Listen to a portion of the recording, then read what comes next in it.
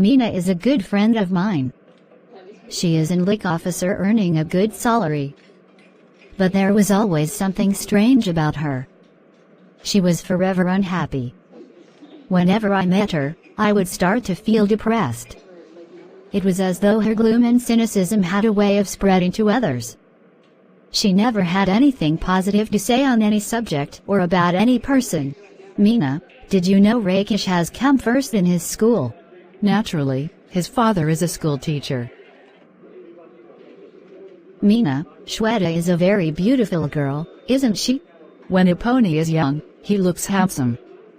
It is age that matters. Wait for some time. Shweta will be uglier than anyone you know. Mina, it's a beautiful day. Let's go for a walk. No, the sun is too hot and I get tired if I walk too much. Besides, who says walking is good for health? There is not proof. That was Mina. She stayed alone in an apartment as her parents lived in Delhi. She was an only child and had the habit of complaining about anything and everything. Naturally, she wasn't a very pleasant company and nobody wanted to visit her. Then one day, Mina was transferred to Bombay and soon we all forgot about her. Many years later, I found myself caught in the rain at Bombay's Flora Fountain. I was standing near Akbar Apalia, a popular departmental store, waiting for the rain to subside.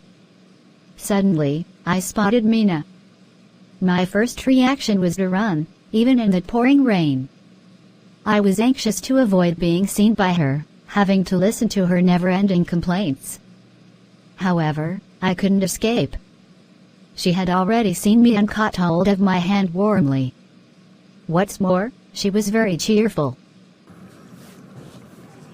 Hey. I am really excited. It's nice to meet old friends. What are you doing here? I was in Bombay on an official work. Then stay with me tonight, let's chat. Do you know that old friends and memories are precious and rare? I couldn't believe it. Was this really Mina? I pinched myself hard to be sure it wasn't a dream.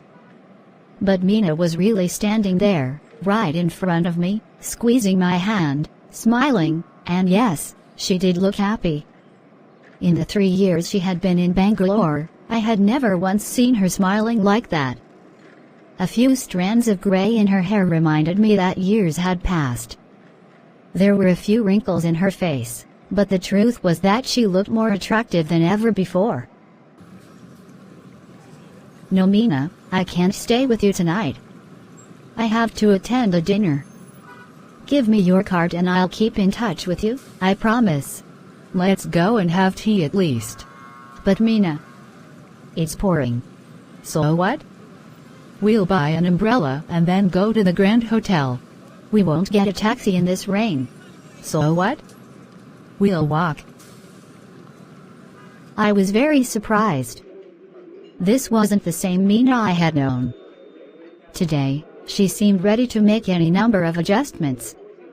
We reached the Grand Hotel drenched. By then the only thought in my mind was to find out who or what had brought about such a change in the pessimistic Mina I had known. I was quite curious.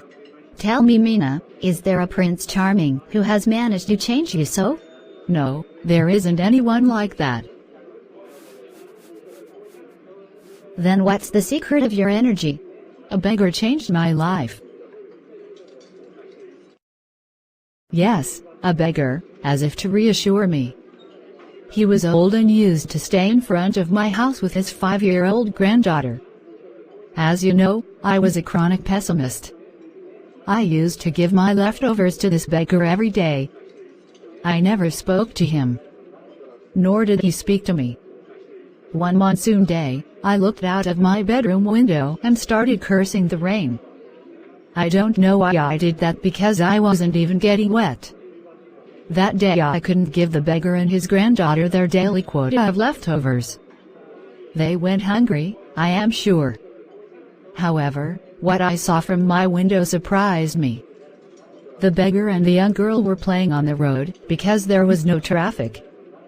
They were laughing, clapping and screaming joyously, as if they were in paradise. Hunger and rain did not matter. I have some food for you. Please have it. Thank you, ma'am. You give us food every day. It is raining heavily. I dislike the rain. I want to give some food to the beggar and his granddaughter. I cannot go in rains. I am sure they will be hungry. I am sure. Let us look out from a window. I must see what they are doing. Oh my God. It is a surprise. The beggar and his granddaughter are playing on the road. There is no traffic. It seems they are in paradise. Hunger and rain do not matter at all.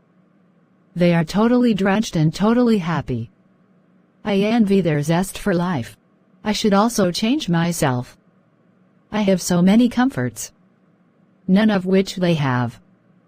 But they have the most important of all assets, one which I lack. They know how to be happy with life as it is. I feel ashamed of myself. Now I will make a list of what I have and what I do not have. I found I had more to be grateful for than most people could imagine. That day, I decided to change my attitude towards life using the beggar as my role model, and her to change. Once this realization dawned, she said, it took me almost 2 years to put the change into effect. Now nothing matters. I am always happy. I find happiness in every small thing, in every situation and in every person. Did you give any Guru Dakshina to your guru? No. Unfortunately, by the time I understood things, he was dead. But I sponsored his granddaughter to a boarding school as a mark of respect to him.